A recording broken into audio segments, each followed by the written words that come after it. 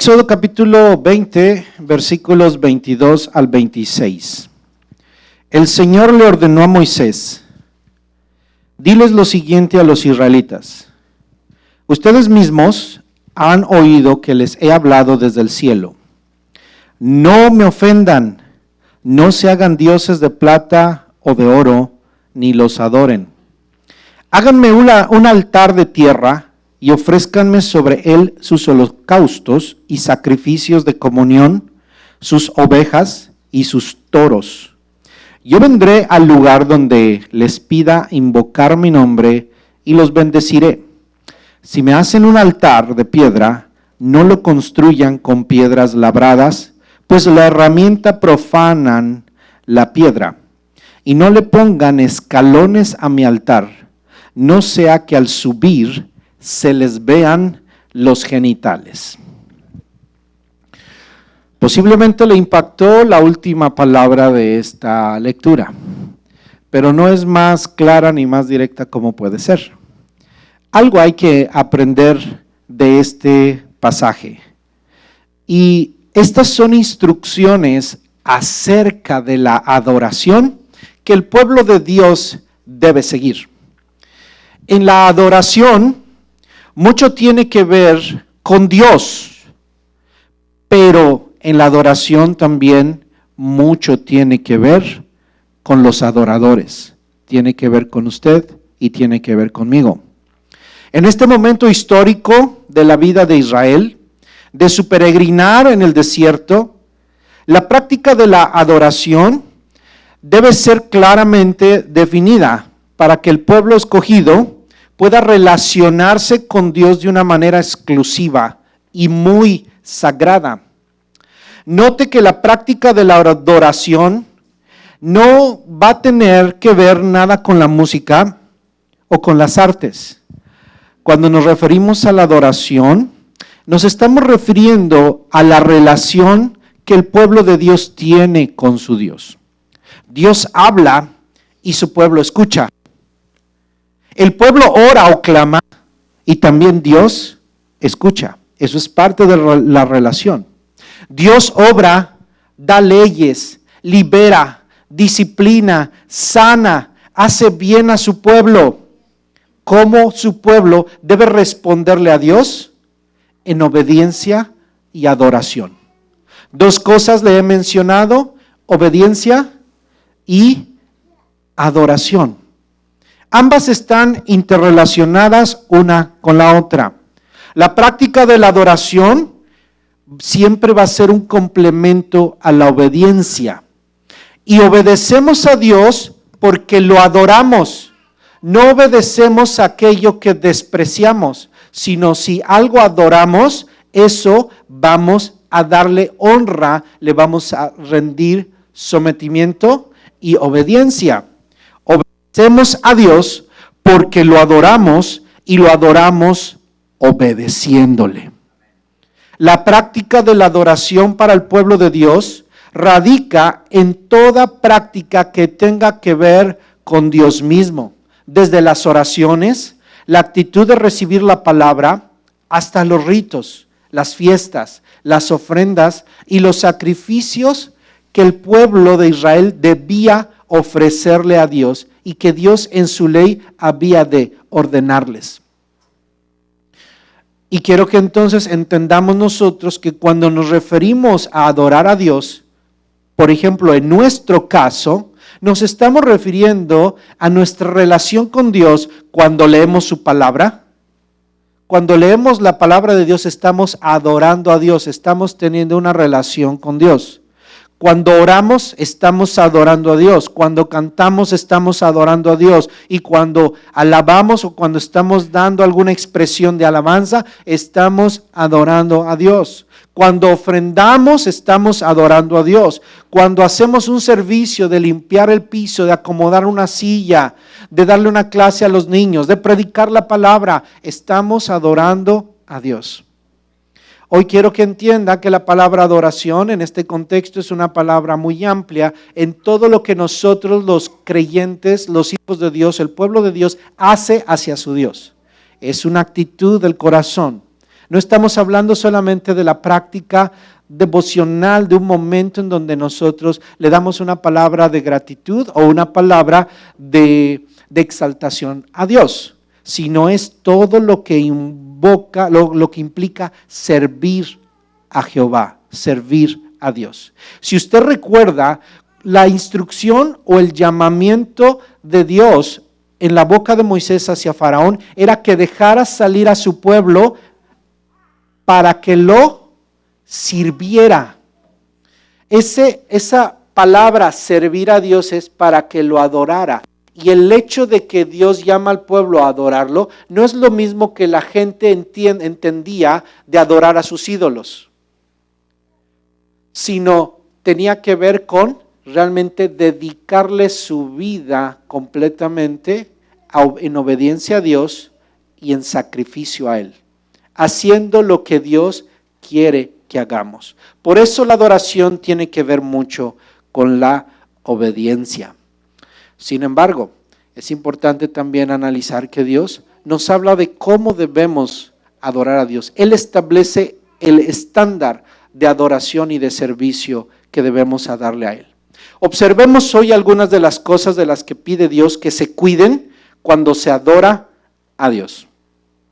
En este pasaje se nos habla acerca de la adoración y recuerde que este pasaje acaba de mencionar los 10 mandamientos. Estamos en Éxodo 20 y Éxodo 20 es uno de los 2 pasajes que contiene el decálogo o los 10 mandamientos. Los 10 mandamientos nos hablan de la gloria de Dios y son un deber de todo del pueblo de Dios. ¿Por qué? Porque honran al Dios que es dueño del pueblo, aquel que es libertador del pueblo, aquel que es creador del pueblo, aquel que le ha dado destino y aquel que le ha dado promesa. Por eso es que la obediencia a los 10 mandamientos es un deber también para nosotros los cristianos. Y entonces Dios repite acerca de cómo se le debe adorar en obediencia, y toda actitud y toda acción y todo rito y cualquier cosa que hagamos a Dios debe tener algunas características. Bien, quiero que fije su atención en el versículo 22. El Señor le ordenó a Moisés. La primera característica que la Escritura aquí nos enseña acerca de cómo se debe adorar a Dios o cuáles son las cuestiones que hay que observar cuando adoramos o tener cuidado es, número 1, que no se deben hacer ídolos. El versículo 22 dice, el Señor le ordenó a Moisés, diles lo siguiente a los israelitas, ustedes mismos han oído que les he hablado desde ¿dónde? Desde el cielo. No me ofendan, no se hagan dioses de plata o de oro, ni los adoren. ¿Qué es lo que está pidiendo Dios? Que no se hagan dioses de plata o de oro y que no los adoren. ¿Qué ofende a Dios? La adoración idolátrica. Tal vez la palabra ofender suena muy suave para nosotros, pero Dios ya en su palabra ha definido qué tan grave es hacer ídolos. El primer y segundo mandamiento dice, no te harás imagen ni ninguna semejanza de lo que está en el cielo, en la tierra y debajo de la tierra. No te postrarás a ellos ni los adorarás, porque yo soy un Dios fuerte y celoso, que visito la maldad hasta la 3ª y 4ª generación de los que me aborrecen. Dios establece lo grave que es idolatrar. Que a esa palabra ofender a Dios, no es que Dios se voltea un día y dice, no me hables hoy porque estoy muy molesto y muy enojado. No, está hablando de generaciones de enojo en contra de aquellos que no lo reconocen. El hombre se ha apartado de Dios y por eso su ira todavía ha de manifestarse. Y precisamente porque Dios es celoso y porque hemos pecado y hemos ofendido, es que Cristo vino a morir por nosotros y que no hay otra forma de redención sino Cristo Jesús a través de su muerte. Y por eso es que va a haber un juicio final. Dios es severo, su ira es real y es justa. Y por eso la palabra ofender tiene mucho significado, es muy, muy seria. Dios nos está diciendo, cuando me adoren y cuando me sirven, no pueden servir a otros dioses. No podemos orar a Dios y orar a otra cosa. No podemos orar a Dios y ocultar y consultar a los muertos. No podemos buscar a Dios y buscar el consejo de la palabra de Dios y estar leyendo los horóscopos. No podemos estar buscando el rostro de Dios, adorando a Dios, cantando alabanzas a nuestro Dios y de pronto cantándole a qué sé yo, qué otro Dios o otra imagen. No podemos, hermano, creer en un Dios que no vemos y postrarnos ante una imagen que sí vemos. Eso no lo permite Dios. Dios nos advierte acerca de eso. Dios había de hablarles a ellos y Dios les dice, fíjese lo primero, ustedes mismos han oído que les he hablado desde el cielo. Esto es grande, hermano. Dios les está diciendo, yo te he hablado. Que Dios hable es algo extraordinario, porque los dioses del mundo no han hablado. Dice la Biblia que solamente son imágenes, tallados en piedra, tallados en madera, pero tienen ojos y no ven, tienen boca y no hablan. Hay algo muy interesante en donde ninguna imagen ha hablado más que aquellas imágenes que son engañosas. Y la Biblia dice en el libro de Apocalipsis que cuando el anticristo se manifieste, la bestia hará que su imagen se comunique y hable, porque va a ser un engaño extremadamente enorme, porque no hay imagen que se comunique. Pero aquellas imágenes que se comunican y hablan son una cuestión grave. Por eso en el libro de Apocalipsis, lo que ha de venir a aquellos que han endurecido su corazón es un engaño mucho más fuerte de perdición. Porque los que escuchan imágenes están siendo engañados.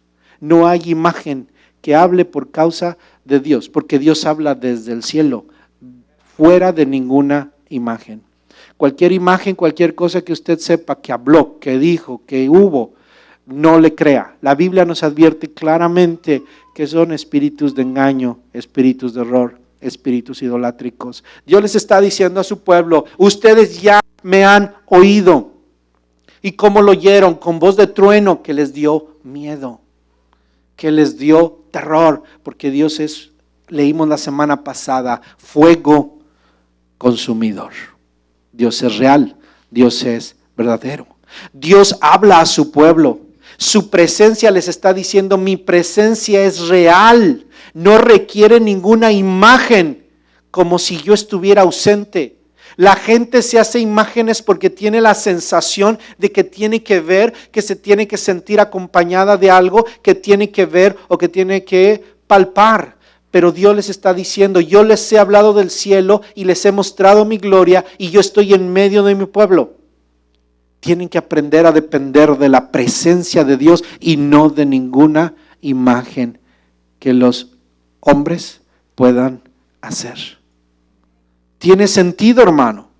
Dios es un Dios grande. Si vamos a servir a Dios, no vamos a servir a un Dios que vemos, sino a un Dios que va más allá de nuestra visión y de del corto alcance que tienen nuestros sentidos. Nuestros ojos solamente ven el horizonte hasta un lugar, pero no pueden ver más allá. Pero Dios va aún más allá. No hay nada que pueda compararse a Él, no hay nada que pueda imitarlo o representarlo. Entonces aquí está diciendo la Escritura que no me ofendan, no se hagan dioses de plata o de oro, ni los adoren. Dios está diciendo, las imágenes rivalizan conmigo. ¿Sabe lo que es rivalizar? Es hacer una pelea, estar en contra. Cuando el ser humano levanta imágenes en sus templos, en sus casas, usted está haciendo rivalizar la gloria de Dios contra esas imágenes. Hay una rivalidad, hay una tensión, porque Dios no puede cohabitar con ello. Y en el corazón del hombre, la gloria de Dios rivaliza con ello. Por eso, hermano, es importante sacar la idolatría del corazón. El ser humano es idólatra en el corazón, pero cuando Cristo viene al corazón, cuando viene el evangelio a nuestra vida y amamos a Dios, tienen que salir las imágenes de nuestro corazón. Tienen que salir los ídolos de nuestro corazón. Déjeme darle un ejemplo. ¿Cuánta gente no tiene ídolos? Inclusive no estoy hablando religiosos, sino inclusive ídolos musicales. Ayer en la mañanita fui a una gasolinera y había una larga fila y me preguntaba, ¿y qué hace toda esta gente temprano en la gasolinera? ¿Qué van a comprar? ¿Qué irán a comprar? El primer pensamiento que se me vino, han de querer tickets de lotería, yo creo que de haber un gran premio y ha de tener un horario o qué sé yo, lo que pensé. Y cuando hay una caja para todos los demás clientes, porque todos iban a empezar a vender algo y abrieron unas cajas ahí y le pregunto a la señorita del mostrador, oiga, ¿y esa fila de qué es? Ah, es para comprar los vasos de Selena. Y me quedé sorprendido. La gente se para temprano, se va a formar para comprar unos vasos de plásticos, unos vasos con la figura de Selena. Eso se llama idolatría. Esos son los ídolos del ser humano. El corazón del hombre es un campo de batalla. Ahora, mire, Dios no va a batallar con los ídolos. Usted tiene que quitarlos. Usted tiene que sacar los ídolos del corazón y darle todo el corazón a Dios. Así que la adoración es darle todo a Dios. ¿Sabe cuántos hombres usted podría encontrar en la calle y estarían interesados en ir a la iglesia? Muchos. Pero cuando les dice y le preguntan, ¿a qué hora es su servicio? Domingo a las 10:30. Dice, a ver si un día voy. ¿Sabe qué es lo que está pasando en su mente? Un ídolo. ¿Sabe por qué? Porque hasta ahora hay muchos partidos de fútbol. Y el Dios fútbol es más grande que el Dios de los cielos, para ellos. Para ellos. Sí, porque no van a dejar su partido de fútbol, no van a no van a perderse la oportunidad de meter un gol. Y si lo van a ver en la tele, tampoco se lo van a perder. No lo pueden grabar y verlo después, no les sabe. Y saber que Cristo viene en cualquier momento. Pero ese es el corazón del hombre. Y Dios está diciendo, mi adoración no es así. A Dios tienes que darle todo. Ahora, recuerde, no es un momento y no es un rito, es una vida. Estamos hablando de que a Dios le tienes que dar la vida. No puedes tener ídolos. No puedes decir que hoy no, los domingos no tengo ídolos. Se lo doy al Señor. Porque hemos predicado, hermano, los domingos son el Señor y usted dice, sí, ok, yo hago. Pero ¿qué pasa el sábado? A lo mejor también tiene ídolos. Y entre semana tiene otros ídolos. De modo de que a Dios se le da el segundo lugar o el tercer lugar o el cuarto lugar. Dios dice, no tengas ídolos ningún día de la semana. Las imágenes rivalizan con Dios. Y no se hable de cualquier imagen, cualquier ídolo, como le quiera llamar. No crean los gorditos panzones que les soba la panza para la buena suerte. Son ídolos, son ídolos. No crean en las triangulitos y pirámides que le traigan buena suerte. Son ídolos. Hay ocultismo en todo eso. No le agrada a Dios. Ninguna imagen de santo, de ángel, de nada. Dios prohíbe que se tenga ese tipo de imágenes. No debemos hacernos ninguna imagen. Inclusive, tenga cuidado con los peces. El pez fue un símbolo cristiano de los primeros siglos, pero no es para adorarlo. Es más, ya ni identifica a los cristianos, eso fue un tiempo histórico. Ahorita muchos lo agarran como un símbolo, las estrellas de David. Son símbolos que debemos tener cuidado de no idolatrar. Nuestro Dios es más grande que cualquier símbolo. Nuestro Dios es más grande que cualquier cosa. Amén. Ahora fíjese cómo Dios va hablando más y nos va aclarando más acerca de esta realidad. Versículo 24. Háganme un altar de tierra. Fíjese.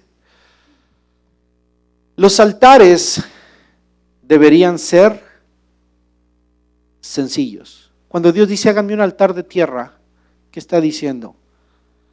Debe ser sencillo. Sí. Los altares, para que entendamos, tenemos que pensar, no en este tiempo. Yo le pregunto, ¿dónde está el altar aquí? ¿Usted cree que esto es un altar? Por lo general vamos a pensar que aquí estamos en un altar. Entonces yo estoy subido en un altar. ¿Y por qué usted cree que esto es un altar? Porque así se ha creído siempre, ¿verdad? Y entonces estaríamos fallándole a Dios, ¿no le cree? ¿De qué debería ser el altar? Aquí lo hicimos de maderita y buena. Y alfombrita, pero Dios dice que se haga como de tierra. No es lo mismo. Bueno, es que tenemos que ver, nos tenemos que trasladar al Éxodo y entonces veamos en el Éxodo para que entendamos lo que es un altar. ¿Okay? Entonces, quítese la imagen que esto es un altar para que entendamos este pasaje. ¿Okay?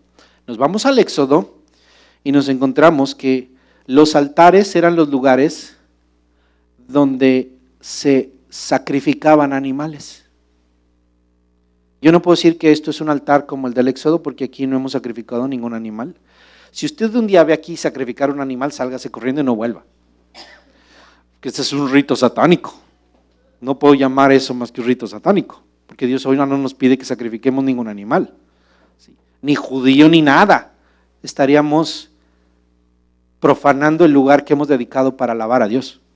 Este lugar, este santuario es un lugar de reunión que hemos dedicado a la iglesia del Señor para adorar a Dios y para recibir la instrucción de la palabra y tener el compañerismo y la comunión unos con otros. Y tenemos escenarios y cosas, instrumentos que nos permiten adorar a Dios, porque es lo que estamos hablando. Dios quiere que lo adoremos. Todo está pensado para la gloria de Él, para que nosotros, la iglesia del Nuevo Testamento, la iglesia de los últimos tiempos, la iglesia que somos, honremos y adoremos al Dios verdadero. Lo que estamos sacando aquí de la Biblia son principios que nos enseñan cómo debemos actuar. Entonces, ¿qué hacían los altares de la antigüedad? ¿Qué eran? Lugares a donde sacrificaban a los animales. Recuerda el libro de Génesis y dice que llegó Abraham a un lugar y hizo un altar a Jehová y sacrificó. Puso un cordero, lo sacrificó. Cuando iba a sacrificar Abraham a su hijo, ¿dónde lo iba a sacrificar? En un altar, un lugar de piedra, un lugar preparado donde se podía poner un animal y a donde se le podía prender fuego, donde se ponía fuego, donde se sacrificaba, donde se mataba y en donde se prendía una víctima, se le prendía fuego. ¿Para qué? Para poder tener una relación con Dios. Los altares entonces eran lugares donde el hombre se reconciliaba con Dios. Eran lugares de sacrificio y ritual. Todo encuentro con Dios implicaba un sacrificio. Aunque Dios hablara y tuviera un encuentro con el hombre, en donde el hombre no lo buscó, usted recuerda, el mismo Abraham, los patriarcas, dice que ahí levantaban un altar. Quiere decir que levantaban un lugar en donde ponían una víctima y le sacrificaban a Dios. Entonces, ¿qué era un altar? Es un lugar de sacrificio. Es un lugar donde el sacrificio permite que el hombre se reconcilie con Dios. El altar no era en sí un lugar, era un instrumento o un lugar específico en donde se adoraba a Dios. El sacrificio era un acto de adoración a Dios para poder tener relación con Dios. El hecho de matar un animal y sacrificar el animal hablaba de la fe de que somos pecadores y de que a través del sacrificio había una reconciliación con Dios al cual habíamos ofendido. Entonces el altar se convierte en un instrumento a través del cual el hombre adora a Dios. La adoración a Dios en aquel tiempo se entendía como sacrificarle. En el Antiguo Testamento, y adoraron a Dios, algunas palabras significan se postraron delante de Dios, se humillaron delante de Dios y adoraron. Pero muchas palabras cuando el pueblo adora es ellos sacrificaron. ¿Cómo alababan a Dios? Con ofrendas. ¿Y cómo se entregaban las ofrendas? Se llevaban al altar y se quemaban. Los animales, las legumbres, las plantas que se ofrecían y las cosas que se daban como ofrenda, que se daban a Dios, se quemaban. ¿En dónde? En el altar. Entonces, ese altar aquí dice, cualquier altar, Dios aquí les está diciendo, cualquier altar que quieran hacer, háganlo sencillo. Aquí Dios les dice, háganlo de tierra. Es decir, junten un montón de tierra y ahí ofrezcanme sobre él sus holocaustos y sacrificios de comunión, sus ovejas y sus toros. ¿Se da cuenta de lo que es un altar? Un altar es un lugar de sacrificio. ¿Qué es un holocausto? Es una ofrenda quemada. Sacrificios para poder tener relación, comunión con Dios. Ahí van a matar y van a sacrificar sus ovejas y sus toros. Yo vendré, y mire, esto es lo importante. ¿Qué hace Dios y qué dice? Yo vendré. Ahí no dice, me verán, pongan una imagen que me represente y adórame como si fuera esa imagen. No está diciendo eso. Dios dice que yo vendré. Esa es la promesa que debemos saber, hermano. Por eso, si usted dice, hermano, no hay ninguna imagen aquí, no debería haber ninguna. Porque Él prometió que vendría. Que donde 2 o 3 se congregaran en su nombre, Dios estaría en medio de ellos. Por eso cuando nosotros decimos, este es el horario a las 10:30 del domingo donde vamos a adorar a Dios, y que usted viene y usted tiene la seguridad de que Dios aquí está. Porque Él viene. Vendré al lugar donde se les pida invocar mi nombre y los bendeciré. Si me hacen un altar de piedra, Dios pide algo, que no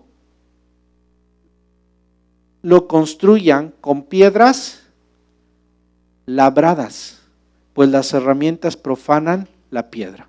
¿Qué está diciendo? Si hacen un altar, debe ser con piedras brutas. Agarra la piedra así como te la encuentres y ponla.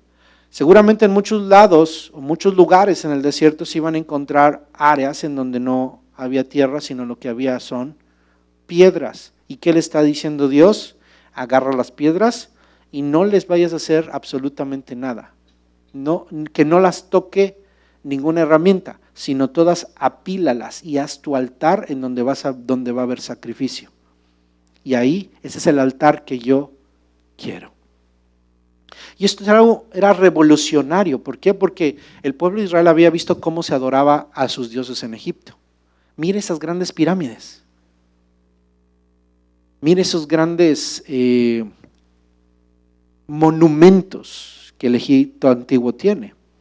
Todas las naciones de alrededor, los grandes templos, construcciones que levantaban y las imágenes que levantaban y los altares en donde sacrificaban. Por ejemplo, el dios Moloch era un ídolo, al parecer de bronce, y que estaba hueco por dentro con las manos así, y lo encendían con fuego y se ponía todo al rojo vivo y ahí le ponían bebés a los niños. Y por eso es que sacrificaban a los niños, y es lo que la Biblia dice, que era pasar a los hijos por el fuego, quiere decir que se los entregaban a Moloch. Imagínense, era una crueldad. Y Dios está diciendo, eso no es el culto que yo les estoy pidiendo, yo no soy un Moloch, yo soy Jehová, el Dios del universo, que amo. Yo soy el Dios que lo amo, el Dios que los libertó, el Dios que les está dando vida. El Talmud, que es la explicación de la ley de los judíos, acerca de este modo de altar, explica lo siguiente, que es muy interesante. El Talmud dice, el hierro acorta la vida, mientras que el altar la prolonga. La espada o arma de hierro es el símbolo de la discordia, mientras que el altar es el símbolo de la reconciliación y de la paz entre Dios y el hombre, y entre el hombre y su prójimo. El Talmud, los judíos, cierta explicación rabínica, le encuentran un significado realmente de profanar el altar, como decir, las rocas deben ser puras para que no se profane el sentido y el significado que tiene un altar, que es reconciliar al hombre con Dios. Y es una hermosa comparación, es una hermosa enseñanza, pero debemos entender algo más. En el contexto de lo que está hablando aquí la Escritura, Dios está advirtiendo a su pueblo que no va a compartir su gloria con ningún otro ídolo y que la forma en la que se debe adorar a Dios debe ser nada idolátrica, no nada más por adorar otro ídolo, poner un ídolo, sino además no debemos adorar a Dios de la forma que el mundo adora a sus ídolos. La adoración a Dios no es igual que la adoración a otro ídolo, tenía que ser exclusiva. Dios no quiere que se le adore como se adora a otro ídolo. Y entonces les está diciendo claramente, cuando construyas altar, las piedras no deben ser trabajadas, es decir, no deben ser sofisticadas ni deben tener ninguna imagen. Si esto fuera un altar estaríamos fallando, hermano, por el hecho de intentar ponerlo bonito. Bueno, y no le pusimos ninguna imagen, pero no debería tener imagen. Pero los altares de aquel tiempo no deberían ser complicados y no deberían contener ninguna imagen. El labrar un altar daba la permisión de imprimir cualquier imagen que pudiera distraer al adorador de Dios mismo hasta el grado de la idolatría. Porque el ser humano es idólatra desde el corazón. La razón del sacrificio, del encuentro en un altar es Dios mismo y su gloria. Por eso Dios no quiere que te enfoques en el altar, sino que te enfoques en Dios, que te enfoques en Él y su gloria. Todo lo que nos distraiga debe ser quitado. Por eso el altar no es importante. Dios decía, ahí vas a sacrificar y lo importante es el sacrificio. De hecho, Jesús murió de una manera cruel en un lugar cruel, feo. No crea que era un buen lugar donde murió Jesús. El Gólgota era un lugar de muerte. Seguramente olía muy mal. Seguramente era un lugar fétido, donde había muerte. Pero ahí, hermano, se llevó a cabo la obra más grande de todo el universo. En una cruz murió Jesús, y posiblemente no fue la mejor madera. A Dios no le interesaba, sino que su Hijo fuera llevado a la cruz por causa suya y por causa mía. Lo que importa, hermano, es la gloria de Dios y Dios mismo, más que los altares. Dios es más grande que cualquier excelencia, así que cualquier cosa gloriosa que hubieran querido hacer, Dios la superaba, así que no tenía por qué ser una distracción. Dios promete, como le decía, yo vendré. Naturalmente, estos sencillos altares no podían sustituir el gran centro que Dios había de escoger más adelante, que sería Sión, Jerusalén. Pero si existía un espíritu de adoración en cualquier lugar, si había un espíritu de adoración en cualquier lugar, podían levantar altar en cualquier lugar, pero este altar debía ser sencillo.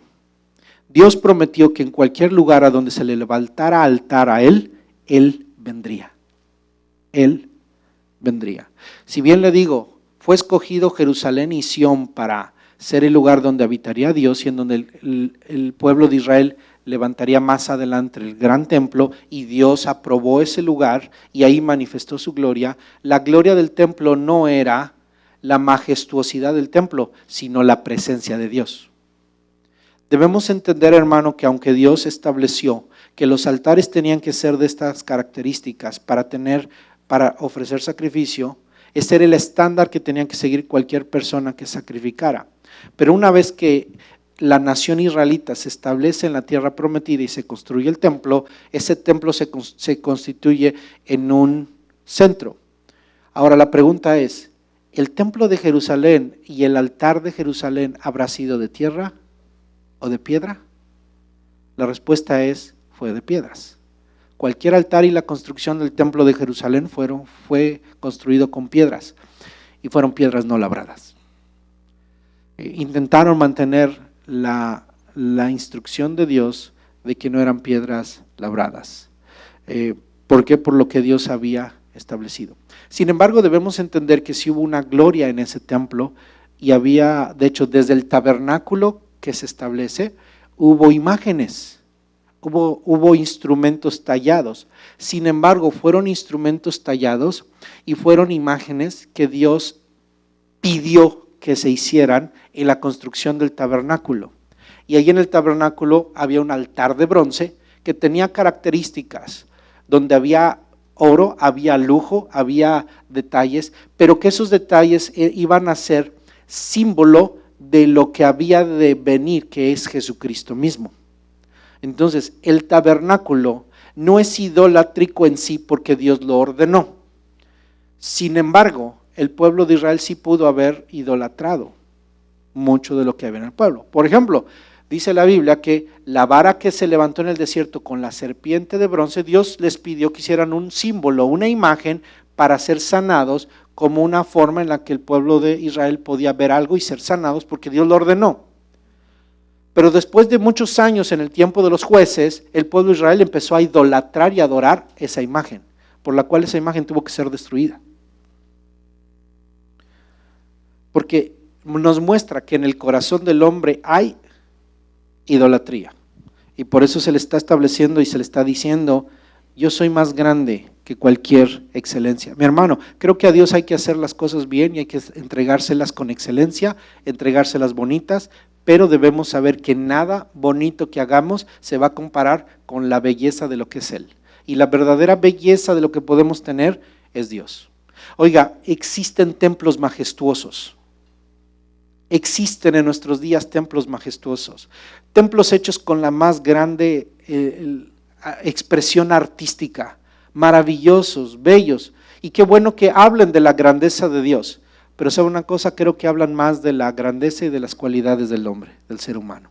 Pero ello no nos puede decir, bueno, creo que todos nuestros templos deberían ser majestuosos, porque no todo el mundo o no todas las naciones tienen la oportunidad de hacer templos majestuosos. Si bien los hombres han invertido mucho en las grandes construcciones, y desde la antigüedad, hermano, mucho se ha invertido en grandes construcciones, por los cuales se tienen grandes catedrales, grandes lugares religiosos que fueron construidos con la más grande lujo de detalle, e inclusive yo creo que hasta se llegó a ser pecaminosos, porque muchas de esas construcciones sí están labradas y están llenas de imágenes y son idolatradas.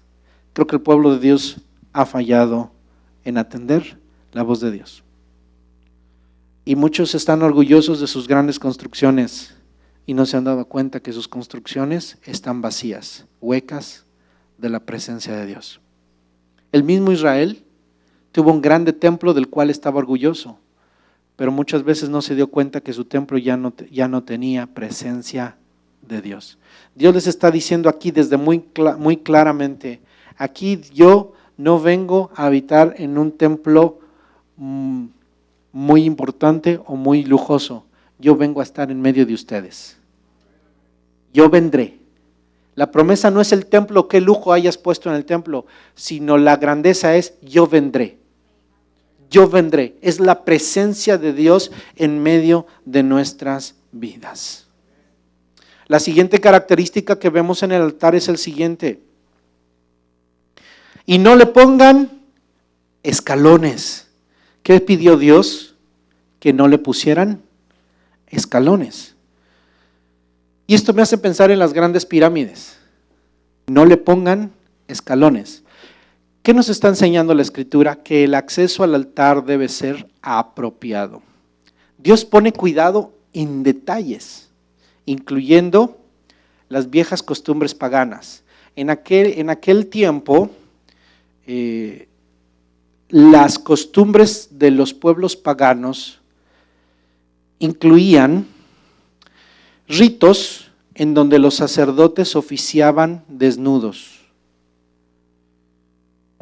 Es horrible y no lo puede usted concebir, pero esa es la razón por la que se les dice: no construyas escalones a mi altar. O sea, cuando tengas que llegar a un lugar, no construyas escalones para construir un altar a Jehová, para que no sea que al subir se le vean los genitales. Es decir, no practiquen lo mismo que practican las naciones vecinas. El sacerdote tenía que oficiar el sacrificio con vestiduras, y era una vestidura bien ordenada. Y la vestidura del sacerdote tenía ropa interior, tenía un vestido interior, tenían ropas interiores, y después su ropaje exterior, que tenían un significado. Los sacerdotes estaban bien cubiertos, y aunque subieran a cualquier lugar, no había nada que exponerse. Era apropiada la vestimenta de los que ministraban el culto a Dios. No podía ser de la manera de esas religiones, porque muchas de esas religiones acostumbraban la desnudez, que simbolizaba la muerte y el renacimiento, y en algunas cuestiones, algunas verdades mágicas o pensamientos, más que verdades, son mentiras, algunos pensamientos mágicos. Desde el libro de Génesis debemos entender que por causa del pecado entró al hombre vergüenza, y la desnudez es una vergüenza por causa del pecado, y estar cubiertos es la decencia y es un deber social y espiritual. Esa es la razón por la que decimos: si Dios nos perdonó el pecado, ¿por qué no ya andamos otra vez desnudos? Porque ninguno de nosotros quisiéramos andar así. Pero que Dios, cuando el hombre pecó y dice que se vio desnudo, sintió vergüenza porque se vio desnudo y se cubrió. Desde entonces los seres humanos nos cubrimos. ¿Y la decencia de qué habla, hermano? De una cobertura, porque habla realmente la decencia. Vea esto: cuando el hombre peca, se cubre, Dios se da cuenta que el hombre pecó, y después el hombre se cubre con hojas, pero Dios lo cubre con piel de animal. Es decir, que hubo un sacrificio y entonces Dios lo cubre. ¿Quién es el que cubre al hombre? ¿Quién viste al hombre? Dios. Hay algo que es divino o de Dios en nuestra naturaleza de vestirnos, es Dios. Quien debe darnos esa sensación de cómo vestir es Dios, y la misma modestia en nuestro vestir nos la pone Dios. Dios es el que nos hace. ¿Por qué? Porque cuando venimos bien vestiditos, venimos bien modestos en nuestra forma de actuar y de vestir, estamos hablando o estamos representando que estamos recibiendo la cobertura que viene de Dios. Realmente el ser humano se viste y habla de decencia. En la Biblia el estar vestido habla de decencia. Así que, en conclusión, es importante acercarse a Dios con decencia. A Dios se le sirve con decencia. Nuestro comportamiento debe ser modesto y decente. En el Nuevo Testamento, hermano, ¿qué podemos aprender en base a esto? Dios les da cosas que deben cuidar a la hora de adorar a Dios. ¿Tendremos nosotros directrices como iglesia en el Nuevo Testamento? Claro que sí. Dios les daría instrucciones al pueblo de Israel de cómo construir el tabernáculo, a donde Dios se manifestaría en el desierto. Años más tarde, construyeron el gran templo de Salomón en Jerusalén. Fue destruido y fue reedificado más tarde, en tiempo de la restauración de Israel. Usted lo puede leer en el libro de Esdras, de Nehemías. Sin embargo, vuelve a caer en manos de los enemigos, es destruido, y en tiempo de Jesús, Herodes, el Grande, lo había reconstruido y ampliado. Más tarde fue destruido, años 70 aproximadamente después de Cristo, en el primer siglo, es destruido el templo, y de ese templo solamente queda un muro. No hay ningún altar. Lo único que hay es un muro, el famoso muro de los lamentos. En el lugar en donde se encuentra ese templo se encuentra una mezquita musulmana. Los israelitas se quedaron con un esquema de adoración basado en sacrificios, aunque actualmente ellos ya no sacrifican. Sin embargo, muchos de los judíos más celosos están buscando la reconstrucción del templo y la restauración del sacrificio. Sin embargo, para nosotros, para la iglesia, entendemos que no hay más sacrificios de animales, porque Cristo fue nuestro sacrificio. Ahora nuestra adoración no radica en un sacrificio de animales, sino en el sacrificio de Cristo. Participar de la cena del Señor es un acto de adoración. Ese es el sacrificio. Recordamos el sacrificio, aunque en ese momento no está siendo sacrificado, estamos conmemorando y trayendo a la memoria y al presente el sacrificio del Señor Jesucristo. Ahora podemos adorar, según la Biblia, con la libertad. Como le dije al principio, la adoración es una relación con Dios. Así que ahora podemos, cuando digo podemos adorar con libertad, es que podemos relacionarnos con Dios con libertad. Nuestra adoración ahora debe ser en base a la instrucción que el Señor Jesús nos dio. ¿Cómo debe ser la adoración? La Biblia dice, en espíritu y en verdad. Acompáñeme al libro de Juan capítulo 4, versículo 21 y 24. Jesús, hablando con una mujer, le dice lo siguiente: créeme, mujer, que se acerca la hora en que ni en este monte ni en Jerusalén adorarán ustedes al Padre. Ahora ustedes adoran lo que no conocen. Nosotros adoramos lo que conocemos, porque la salvación proviene de los judíos. Pero se acerca la hora, y ha llegado ya, en que los verdaderos adoradores rendirán culto al Padre en espíritu y en verdad. Porque así quiere el Padre que sean los que le adoran. Dios es espíritu, y quienes lo adoran deben hacerlo en espíritu y en verdad. Esta es la directriz para nosotros, mis hermanos. Para nosotros los creyentes, para la iglesia de este tiempo, debemos adorar a Dios en espíritu y en verdad. Debemos servir a Dios en espíritu y en verdad. Debemos orar a Dios en espíritu y en verdad. Debemos leer la palabra en una actitud de adoración en espíritu y en verdad. Debemos servir a nuestros hermanos en espíritu y en verdad. Debemos ir y ayudar al pobre, ofrendar en espíritu y en verdad. ¿Qué significa eso? Espíritu quiere decir que nace de nuestro interior. No está hablando del Espíritu Santo, sino habla del espíritu, del carácter con el cual nosotros adoramos. Debe venir desde nuestro interior. Y en verdad, es decir, que no son basados en ritos. No lo hacemos por religiosidad, ni por conveniencia, ni por interés. A Dios no se le sirve así. No es como, por eso es que si esos lugares en donde le dicen ofrende para que Dios lo bendiga, están violando la palabra de Dios. Porque usted lo debe dar en espíritu y en verdad. La verdad tiene que ver con eso, con la realidad espiritual de que amo a Dios, de que soy obediente a Dios, de que lo que le voy a dar es un acto de adoración. Cuando usted da una ofrenda, a usted no le están quitando nada, usted lo está dando voluntariamente porque ama a Dios y lo trae de corazón. Por eso Dios dice, Dios ama al dador alegre. Cada quien dé lo que propuso en su corazón, porque lo que está en el corazón es lo que está en la verdad.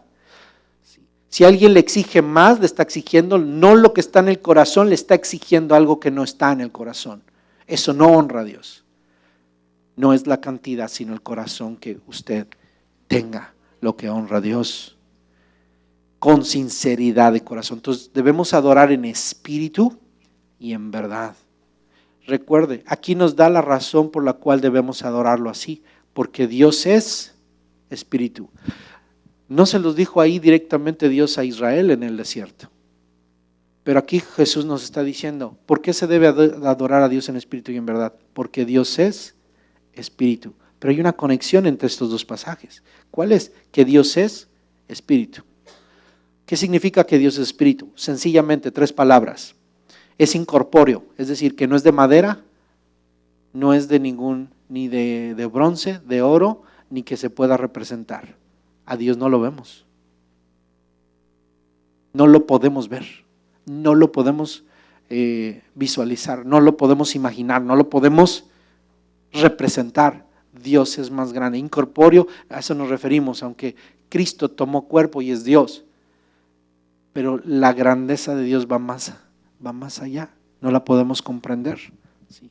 Es incorpóreo, es personal, no es una deidad muda y ciega, sino es alguien con quien podemos relacionarnos. El que sea espíritu quiere decir que nos relacionamos espiritualmente con Él. Y número 3, es inmenso, es grande. El universo no puede contenerlo. Por eso se le adora en espíritu y en verdad, porque Él es espíritu, es decir, que no lo podemos ver, nos podemos relacionar con Él y además es tan grande que ningún templo lo puede contener. Ningún altar lo puede representar. Lo único que lo pudo manifestar es el Hijo cuando se encarnó y se hizo carne y que nos mostró su gloria y que un día veremos en una excelsa gloria cuando estemos en su presencia. Así que mi hermano, el lugar sagrado no es un edificio, eres tú. Ahora, hermano, la iglesia, la reunión de la iglesia, usted como creyente y la comunión de la iglesia, somos el templo de Dios. La iglesia, dice la Biblia, es templo de Dios. Su cuerpo, dice la Biblia, es templo del Espíritu Santo. Es el lugar en donde se manifiesta Dios. Y hermano, piense, ¿hay alguna mano labrada que pueda hacer algo en usted que lo haga mejor? No hay ninguna. No hay trabajo humano que lo pueda usted hacer digno para poder relacionarse con Dios. No hay, hermano, filosofía, método psicológico, inclusive ninguna religión y ningún modelo de iglesia puede hacer a un hijo de Dios digno delante de Dios para honrar a Dios, ni puede hacer adoradores. Lo único que podemos hacer religiosamente los seres humanos son religiosos. Y eso, hermano, contra eso peleó Jesús. Contra los mismos fariseos, los saduceos, los sacerdotes de aquel tiempo. Y aún todavía sigue peleando con muchos religiosos evangélicos, de los cuales a veces podemos ser nosotros mismos. Realmente, mi hermano, debe saber que Dios nos quiere tal como somos y Él vendrá a nosotros. Jesús dijo, yo envío el Espíritu Santo y vendremos y haremos morada en ustedes. Nosotros somos los altares cuando recibimos la gracia de Cristo y el perdón por medio de su sangre y la renovación del Espíritu Santo en nuestra vida. Necesitamos una obra sobrenatural que es divina.